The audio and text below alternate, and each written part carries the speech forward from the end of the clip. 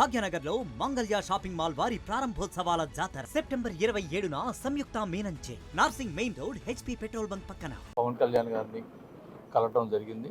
ఆయన పార్టీలోకి ఆహ్వానించారు. 26వ తేదీ నాడు విజయవాడలో జాయినింగ్ అవటం జరుగుతుంది. మా నాయకులందరితో మాట్లాడుకొని అన్నీ కూడా జిల్లాలో ఉన్నటువంటి నాయకులు అందరితో మాట్లాడి చర్చించి అందరూ కలిసి జాయిన్ అవ్వటం జరుగుతుందని కూడా తెలియజేసుకుంటా ఉన్నాం. మరి పవన్ కళ్యాణ్ గారు మొదటి నుంచి కూడా వ్యక్తిగతంగా నా మీద మంచి అభిప్రాయం ఉంది. 2-3 మీటింగ్లో కూడా వైఎస్ఆర్ పార్టీలో బాలినేని శ్రీనివాస్ రెడ్డి వాళ్ళు కొంతమంది వాళ్ళు మంచి వాళ్ళు ఉన్నారని చెప్పి కూడా 2-3 సార్లు ప్రస్తావించడం జరిగింది. దానికోసం అని చెప్పి నాకు జరిగినటువంటి ఇబ్బందుల వల్ల నేను పార్టీ మారాల్సి వచ్చింది. ఆల్రెడీ మనం చెప్పాను. ఖచ్చితంగా కూడా జనసేన పార్టీలో చేరటం, జనసేన పార్టీ అభివృద్ధి కోసం నా సాయశక్తి కృషి చేస్తానని చెప్పి కూడా తెలియజేసుకుంటాను. వెళ్ళిన తర్వాత ముఖ్యంగా అయితే కూటమి మన అధ్యక్షుడు పవన్ కళ్యాణ్ గారి ఆదేశాలు ఎలా చేయాలని చెప్తే ఆ రకంగా చేస్తాం తప్ప ముఖ్యంగా పార్టీ జనసేనకు సంబంధించినటువంటి మొదటి నుంచి ఉన్నటువంటి జనసేన కొత్తగా జరుగుతున్నటువంటి అందరూ కూడా కలుపుకొని పోయి మరి పార్టీ అభివృద్ధి కోసం కృషి చేయడం జరుగుతుంది. నేను ఒకటి చెప్తా ఉన్నా, నాకు 15 రోజుల క్రితమే ముఖ్యమంత్రి గారికి లెటర్ రాశాను క్లియర్గా. ఇక్కడ ఏదో ఆరోపణలు చేస్తున్నారు, మీరు ఎంక్వైరీ చేసి వెరిఫై చేయండి, నాది నా కొడుకు మీద ఎంక్వైరీ చేసి వెరిఫై చేయండి అని చెప్పి ముఖ్యమంత్రికే పెట్టాను. పొద్దు గూగుల్ ఎంక్వైరీ చేయి, అబ్బాయి తబ్బాయి ఇవన్నీ మాట్లాడితే ఇంకోటి కూడా అన్నాను నిన్న, పవన్ కళ్యాణ్ కూడా ఏం చేస్తాడు చూస్తామని. అంత ఇది పనికిరాదు, మంచి పద్ధతి కాదు అది. నేను ఎంక్వైరీ చేయమని చెప్పిన తర్వాత ఈ పొద్దుగూకులు 100 రోజులు అయింది కదా, ఎంక్వైరీ పెట్టచ్చు కదా, చేయొచ్చు కదా. ముఖ్యమంత్రికే లెటర్ రాసిన దానికేం ఇదిలే, ఇదేదో కావాలని జనసేనలో పోతున్నాడు ఇదని చెప్పి రెచ్చగొట్టేదానికి ప్రయత్నాలు చేస్తున్నారు తప్ప ఇది ఏం లేదు. నేనైతే చెప్తున్నాను, నేను ఎప్పుడు కూడా కాంప్రమైజ్ ఎవరికి కాను, ఇది కూడా చెప్తా ఉన్నా. ఇప్పుడు నేను ఎంక్వైరీ చేయమని చెప్పి నేను ముఖ్యమంత్రికి లెటర్ ఇచ్చిన. నేను జనసేనలో పవన్ కళ్యాణ్ గారి యొక్క ఆయన మొదటి నుంచి కూడా పార్టీ ప్రశ్నించే పార్టీ అని చెప్పారు జనసేన పార్టీ. ఇప్పుడు కూడా ఇప్పుడు జరుగుతున్నటువంటి ఏమన్నా తప్పులు జరిగినా కూడా నేను ప్రశ్నిస్తా. ఈ రకంగా ఇప్పుడు నేను మొన్న క్లియర్గా చెప్పిన, ఏం చెప్పాను, లోకల్గా ఎమ్మెల్యే ఉన్నాడు, ఎమ్మెల్యే ఆయన అధికారం ఉంది, ఆ ప్రజలు ఎన్నుకున్నారు కాబట్టి ఆయన కార్యక్రమం ఆయన చేసుకుంటాడు, మేమేమి చేయము. కాకపోతే మా పార్టీ ఇప్పుడు మీకు జనసేనలో చేరుతున్నాం కాబట్టి జనసేన వాళ్ళకు కూడా ప్రాధాన్యత ఇవ్వమని చెప్పాము. అంత తప్పితే నేనేమైనా మాట్లాడాలా? ఆయన అనవసరంగా ఇప్పుడు మాట్లాడుతూ ఉన్నాడు. అది కూడా దాన్ని కూడా పవన్ కళ్యాణ్ గారికి చెప్పడం జరుగుతుంది. ఈ రకంగా చేయటం అనేది ఇప్పుడు తెలుగుదేశం జనసేన ఉన్నటువంటి ఎమ్మెల్యేగా తెలుగుదేశం పార్టీ వాళ్ళు చేరుతున్నారు. అప్పుడు జనసేన వాళ్ళు కామెంట్ చేయొచ్చా? తెలుగుదేశం వాళ్ళు ఫ్లెక్సీలు ఎవరు కట్టారో నాకు తెలియదు, ఆయన బొమ్మ వేసాడని చెప్పి తీసేయమన్నాడంట. మన సంతోషమే, ఆయన బొమ్మ వద్దు అనుకున్నప్పుడు ఓకే, నో ప్రాబ్లం, అందరికీ చెప్తాను ఆయన బొమ్మ వేయద్దయ్యా అని చెప్తాను. ఓకేనా? ఈరోజు నిన్నటిదాకా 5 సంవత్సరాలు పోరాడాం.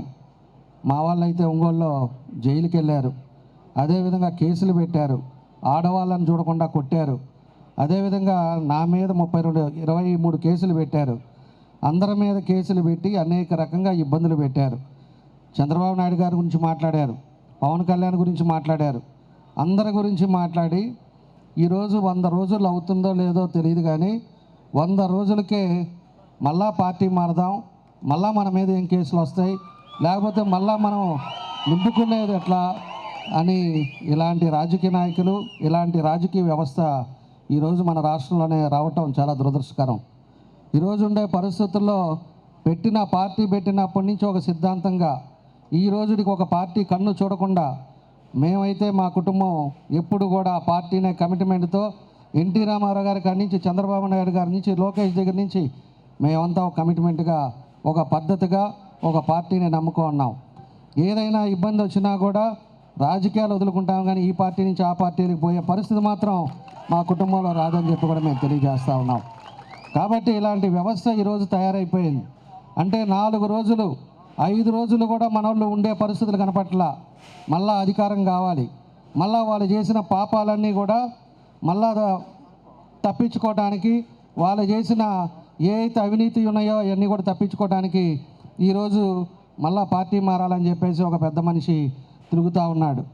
ఇంకా పార్టీలోనే చేరలే. నిన్న మళ్ళా ప్రెస్ మీట్లో అంటున్నాడు, నేను జనసేనలోకి వెళ్తున్నాం, జనసేనలోకి వెళ్ళిన తర్వాత మా కేడర్కి కానీ ఏదైనా ఎమ్మెల్యే అంటే ఎమ్మెల్యేనే, మా వాళ్ళకి ఏదైనా ఇబ్బంది జరిగితే నేను అధిష్టానికి కంప్లైంట్ చేస్తానంటాడు. అంటే అప్పుడే స్టార్ట్ చేశాడు. అంటే జిల్లాని గెలికి వైఎస్ఆర్ పార్టీలో జిల్లాని సర్వనాశనం చేశాడు. ఈ పెద్ద మనిషి ఒకసారి అన్నాడు, తెలుగుదేశం పార్టీ అనేదే లేకుండా చేస్తా జిల్లాలో అన్న పెద్ద మనిషి ఈరోజు ఆ వైఎస్ఆర్ పార్టీని కూడా వదిలేసి ఈరోజు ఆయన దిక్కు దివానా లేకుండా ఈరోజు జనసేన పార్టీలో ఆయన మోపుడు కనుక్కోవటానికి ఈరోజు వైఎస్ఆర్ పార్టీలో చేరుతూ ఉన్నాడు. నేను తెలియజేస్తున్నా, వైఎస్ఆర్ పార్టీలో నుంచి ఆయన వచ్చినా ఏం జరిగేది అనేది ఆయన వ్యక్తిగత విషయాలు. జనసేనలో మేము ఎన్నికలప్పుడు కానీ అంతకుముందు కానీ నాతో తిరిగి డోర్ టు డోర్ తిరిగి క్యాంపెయినింగ్ చేసిన వాళ్ళు ఉన్నారు. తెలుగుదేశం పార్టీలో డోర్ టు డోర్ క్యాంపెయినింగ్ చేసిన వాళ్ళు మాతో పాటు తిరిగి ఎలక్షన్కి కష్టపడ్డ వాళ్ళు ఉన్నారు. ఎంతోమంది కేసుల్లో ఇబ్బందులు పడి ఉన్నారు. కాబట్టి మేము వాళ్ళందరికీ ఏం చేయాలనేది కూడా తప్పకుండా కూడా రాబోయే రోజుల్లో వాళ్ళకి ఇచ్చే గౌరవం ఇస్తాం, వాళ్ళకి అన్ని విధాలుగా ఆదుకోవడానికి ముందుకు తీసుకెళ్తామని చెప్పేసి కూడా ఈ సందర్భంగా తెలియజేస్తున్నా. ఆ పెద్ద మనిషిని కూడా చెప్తున్నా, ఎందుకంటే నేను రాత్రి హైదరాబాద్ నుంచి వచ్చాను, మన వాళ్ళందరూ ఉన్నారు కాబట్టి నేను అది కూడా చెప్తున్నా. నువ్వు మాత్రం ఆ పార్టీలోకి వెళ్ళినా ఏ పార్టీలో ఉన్నా కేసులు అనేది నిన్ను వదిలిపెట్టాం. నువ్వు ఏదైతే పాపాలు చేసావో, ఎంతమందిని అయితే ఇబ్బంది పెట్టావో, ఏ విధంగా అయితే కేసులు పెట్టి మనుషుల్ని ఇబ్బందులు పెట్టావో అవన్నీ కూడా వదిలిపెట్టేది లేదు. నువ్వు చేసిన అవినీతి పనులు, నీ కొడుకు చేసిన అవినీతి పనులు మొత్తం కూడా తీస్తాం. తీసిన తర్వాతే నువ్వు ఎక్కడికి పోతావో ఆ రోజు పవన్ కళ్యాణ్ గారు ఆ రోజు నిన్ను కాపాడతారా, లేకపోతే ఏం జరిగిద్దో కూడా ఆ రోజు నిజ పాలు వచ్చేటట్టుగా అవి కూడా చూపిస్తామని చెప్పి కూడా మేము తెలియజేస్తూ ఉన్నాం. కాబట్టి ఈరోజు ఉండే పరిస్థితుల్లో నువ్వు ఏ విధంగా వస్తున్నావో, నీ ఎందుకు ఏ పార్టీలు మారి వస్తున్నావో అనేది ఈరోజు జిల్లా ప్రజలందరికీ కూడా తెలుసు, జిల్లాలో అన్ని ప్రాంతం వాళ్ళందరికీ కూడా తెలుసు. కాబట్టి దానికి ఏం చేయాలా, మా వాళ్ళని ఏ విధంగా కాపాడుకోవాలా, మేము ఏ విధంగా రేపు నువ్వు వస్తే ఏ విధంగా చేస్తావు అనేది కూడా ఇక్కడ ఉండే వాళ్ళందరికీ కూడా తెలుసు. దాన్ని ఏం చేయాలనేది కూడా మేము చూసుకునే పరిస్థితులు ముందు కూడా మేము చేస్తామని చెప్పి కూడా మీకు ఈ సందర్భంగా మేము తెలియజేస్తా ఉన్నాం. భాగ్యనగర్లో మంగళ్య షాపింగ్ మాల్ వారి ప్రారంభోత్సవాల జాతర సెప్టెంబర్ 22న కీర్తి సురేష్ చే Sudarshan theatre complex RTC cross roads నందు, సెప్టెంబర్ 27న సంయుక్త మీనంచే Narsingi main road HP petrol bunk పక్కన, సెప్టెంబర్ 29న శ్రీలీలా గారిచే మణికొండ మర్రి చెట్టు నందు మంగళ్య షాపింగ్ మాల్స్ గొప్ప ప్రారంభం. ప్రారంభోత్సవ ఆఫర్స్ మిస్ కాకండి. Mangalya shopping mall, Telangana, Andhra Pradesh.